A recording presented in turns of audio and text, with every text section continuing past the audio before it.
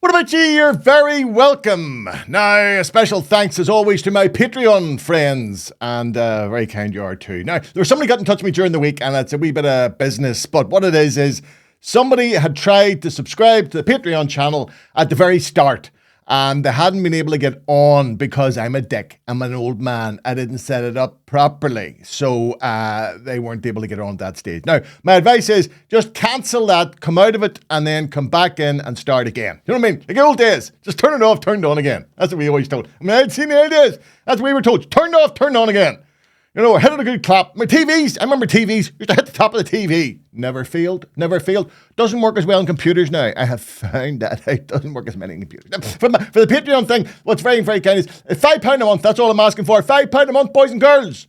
And you will be helping me to annoy as many people as possible. And maybe you will even occasionally saying something mildly amusing.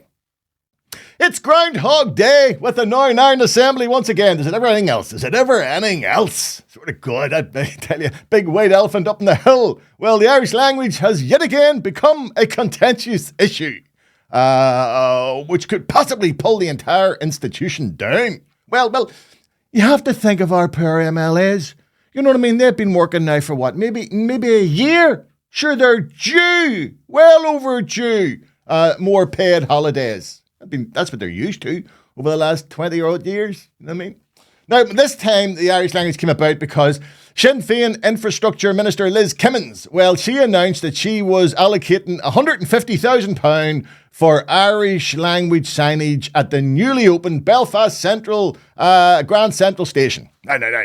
Touch paper was lit. The balloon went up, with DUP Deputy Leader Emma Little Pengelly calling the decision shambolic. And Jimmy Bryson, Jimmy halted the whole thing, but with a legal challenge to ensure that no Fenian fadas would be on his Grand Central Station. Now, while both nationalists and unionists will blame each other, that's what they always do, TransLink have questions to answer as to why they didn't adopt a bilingual signage policy at the start. For I tell you, see, after all the shout has died down, there will be bilingual signage.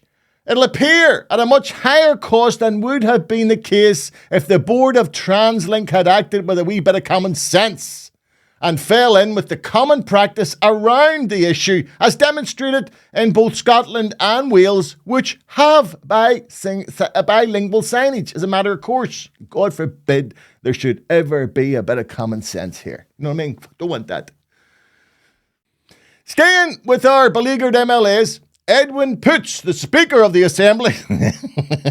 Sorry. Stop it. But every time I say that, I have an overwhelming impulse to wee giggle. I mean to say, how did a man who has difficulty stringing a coherent sentence together end up being paid 90,000 quid a year as Speaker of the Northern Ireland Assembly?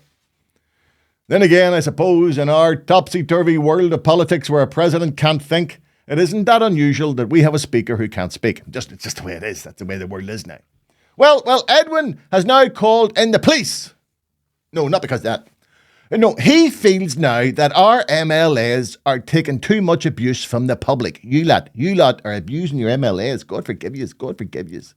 And he has a point now. He has a point because the misogynistic bastards who spend their time abusing female politicians shouldn't just be arrested. No. No, when they're arrested and convicted, they should be stripped naked and thrown into the woman's jail in Hyde Bank, as those ladies would know how to properly chastise them. And while I have absolutely no problem with punishment for them, I remain a tad worried as to who will set the parameters of what constitutes abusive politicians. Do you know what I mean? Where does it begin? Where does it end? Because if they set the bar too low, then any new law, but it could be used to stymie legitimate and indeed deserved criticism of those muppets up on the hill. And yes, you've caught on. I am thinking mainly of myself here. Those of you who've been following me for a while will know that I have spent a fair proportion of my career highlighting the stupidity and occasional mendacity of those elected to public office in these parts. Indeed, Edwin himself has more than once fallen within my purview. The last time involved the scandal involving him and his son Luke and their rather cavalier attitude to probity in public office, characterised by their behaviour before the planning committee of Lisburn and Castlereagh Council. And I'm not going to go into the whole story again. I'm not going to rehash it. But if you want to know just what it was about, just look up on my channel on YouTube. Just search back for WOTW Luke Poots, 25th of February 24. With WOTW, of course, meaning Wanker of the Week. Leave it. So the dangers that this new law, whatever, that categorises abuse, the dangers, who sets the parameters? And what will be the penalties? I mean, could me calling Edwin Poots an idiotic moron with the IQ of an amoeba suffering a head injury be seen as abuse? Or what if I suggest that the memory loss experienced by Gerry Adams has now become infectious and spread among the top rank of sinners, following Michelle O'Neill's assertion that she couldn't remember Michael McMonigal being in the Great Hall of the Assembly, even though he was pictured only a few feet away from her. Now, if such comments become deemed offensive and indeed illegal, I throw down a challenge to the PSNI to come and arrest me, for I am confident that no jury of good, decent people in this country would convict me. They'd probably give me a round of applause. That's what they'd do. They'd give me a round of applause. I'll probably sell tickets to me and to hear show. That's what would happen. I'm telling you. Well, the Donald's gone and done it. Yes, Trump has gone tariff mad, calling it America's Liberation Day. The reality, of course, is he's just kicked off a world trade war, which will inevitably lead to recession, which as always will hit the poorest and most disadvantaged in nations around the world. Now, such economic incompetence isn't exactly surprising, as the man who claims he's, listen for this, I'm really a good businessman. I'm so good at business. Oh, not true. Well, in reality, he's a spoiled daddy's boy, born with a golden spoon in his mouth.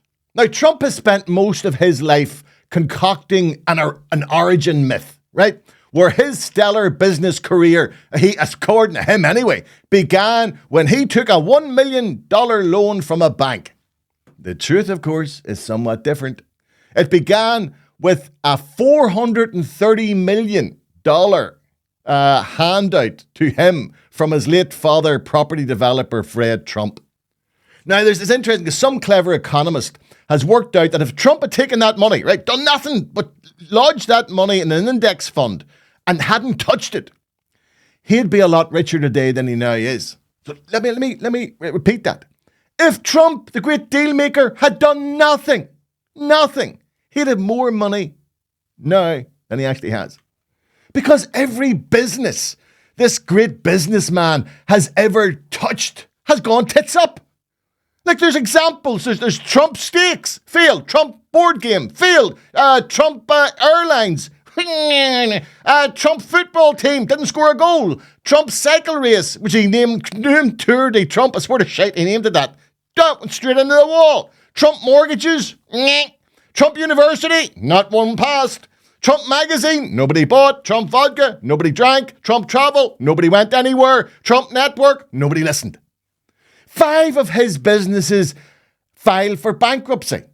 Namely, the Trump Taj Mahal in 91, Trump Castle Hotel and Casino in 92, again in 92, Trump Plaza Hotel, in 2004, Trump Hotels and Casino Resorts, and in 2009, Trump Entertainment Resorts. And while Donald has always managed to walk away unscathed, he has left a trail of contractors and small firms who supplied those businesses also bankrupted. Like, so incompetent is the Donald that he even managed the seeming impossible, bankrupting casinos he owned. I mean, how is that possible? Like, even the mafia managed to make millions from casinos, but not the great deal maker Trump. His Taj Mahal had to close in Atlantic City. These are casinos. People come to casinos and give you their money. You just get wee screens and cards and whatever, they give you their money. And this is the man who's now telling America he has the answer to its economic problems. Admittedly, some will look past him hitting the likes of China with up to 50% tariffs. But he's also made past allies into economic enemies by imposing 20% tariffs on the EU. Now, the historians out there, you'll know what happened the last time America went on a tariff frenzy. You had the Smoot-Hawley Tariff Act of 1930. Now, this act was supposed to get America out of the recession it was in at that time, but instead led it straight down into what became known as the Great Depression. I hadn't heard about that law for ages. And when it was mentioned in the media, I remembered where I'd first come across it. And it wasn't in school. It was in the movie, Ferris Bueller's Day Off, I think it was, right? Now I rewatched the clip, and I'm convinced watching this clip that Trump was sitting at the back of this class picking his nose because he probably had a similar look on his face. In 1930, the Republican-controlled House of Representatives, in an effort to alleviate the effects of the, anyone? The Great Depression, passed the, anyone? A tariff bill, the Hawley-Smoot Tariff Act, which, anyone raised or lowered? Raised tariffs in an effort to collect more revenue for the federal government. Did it work? Anyone? Anyone know the effects? It did not work, and the United States sank deeper into the Great Depression. Anybody? Will anybody do something about Trump? Now, the decision of Keir Starmer, by the way, to offer Trump a visit with the king, right, old Charlie, in effect pimping out the Charles, appears to have worked. As Trump hit the UK with a tariff of 10% in comparison to the EU's 20%. And there's no doubt that monarchists will now shout from on high that this validates the importance of retaining the king. Being a tad more objective and cynical, I would point out that the 10% imposed on the UK is exactly the same as that imposed on Norfolk Island, whose only inhabitants are penguins. Yeah, Trump put a tariff on an island with penguins. Nobody lives there. So it could logically, therefore, be argued that the UK would have done just as well with a penguin as a king. Be a lot cheaper too. Just throw it a few fish. You know what I mean? You could just throw it a few fish. That's all it would take. No palaces. None of that. Just throw it a few fish.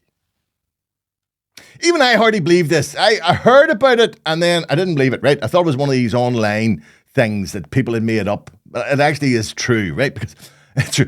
Last week, a girl sitting in her wheelchair in the centre of Belfast was bitten on the hand by a rat. Wee girl was meeting friends on Royal Avenue at the front of Castle Court when the cheeky rodent climbed up the wheel of the wee girl's wheelchair and nestled behind her back. When you see this, oh, God almighty, look at the size of it. Look at the size of it. It then just trotted round and sat in her lap. And when she tried to push it off, it bit her on the hand, necessitating a visit to the hospital. How could this possibly happen in a modern city like Belfast, you may ask? Well, this is not a mystery and is emblematic of the dereliction of the northern section of the city centre. Now, I have dealt with this before. I have addressed this very issue in the past. Here is a very short clip of what I said back in January 2024. Right. I did also highlight some of their, shall we say, shortcomings around the stalled Tribeca redevelopment scheme. I wrote at that time that the north of the city centre, which Belfast City Council handed to property developers to become the ridiculously named Tribeca district, exhibits a dereliction and decay even worse than during the height of the conflict. And that now that with murmurings the council is seeking to vest back control from the Tribeca non-developers, would indicate it's finally accepted that their brilliant deal was not so brilliant after all. If you care to watch the whole clip, you can find it by looking for WOTW Belfast Council 2. We know what WOTW means. And that rats, let's think about this, that rats are now walking out of North Belfast in broad daylight, trying to get away from that part of the city. Talk about rats leaving a sinking ship. It tells you what state North Belfast is in. Oh, God, love that wee girl. It must have been horrific, right? But at least she can rest assured of one thing. Even Keir Starmer will now find it impossible to remove her PIP payments. Oh, you can imagine her getting questioned. How can we be sure that you're actually really disabled? A rat crawled up onto my lap and bit me on the hand. All right, love, go ahead. All right, no, you're okay. You're okay. Go ahead. That's all right. No, you're all right. Go ahead. But I tell you, how long here? I probably shouldn't have mentioned that. As knowing this Labour government, they may even adopt that as a PIP test going forward. They may open their own Orwellian Room 101 where they'll wheel in people in wheelchairs and see if they remain seated as rats begin to climb up on top of them. Sound far-fetched? No, listen here. There's a lunatic running America. There's a dictator in Russia. Edwin Poots is Speaker of the Northern Ireland Assembly. And this Labour government is taking money from the pockets of the sick and the elderly while sucking up to tax-dodging multinationals. We're down the rabbit hole here, people. We're through the looking glass. And nothing, and listen to me, I do mean nothing is far-fetched anymore. Nothing. Nothing would surprise me. Nothing. And I'm not easily surprised at my age. Finally, on a wee personal note here, I'm at war with Belfast City Council again. Yes, I am an avid walker, hill walker. Well, I can't really walk a hill as much now because my back's broke, okay? I can only do a wee short walk. I can't go up the top of the hill. I've been up the top of my cave hill for ages. And I used to be up there 2 or 3 times a week.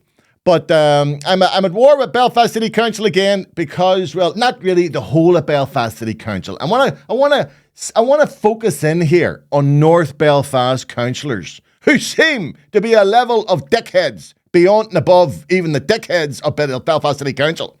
Because there is a tree has fallen down. Remember Storm Enoch or whatever it was? I don't know what it was called. A lot of trees fell down. And they done well. They got most of them cut out of the way. But I have noticed in my short walks that this tree, right, see that tree there? Right, look at that tree there. That's right over a path. That tree must weigh about 4 ton, okay? It's hanging over a path, right? A very, very well-used path. I have seen men and women and children walking under that tree. No, it's hanging it, no, it's coating it up. About 6 inches of bark. That's not a tree. That's a guillotine. That's going to cape on somebody. And I've been saying this for about 2 months. What has Belfast City Council done? Oh, nothing. Nothing. Can you imagine if that was over a pavement in the city? There'd be murder. But no, hill walkers or people who can walk paths, it doesn't matter, especially in North Belfast. Because I guarantee you, if that was in West Belfast, that would be firewood. That would be long gone. Oh, the Westies have it.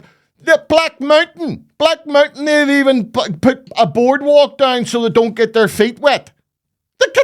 Don't get their feet wet walking up that hill.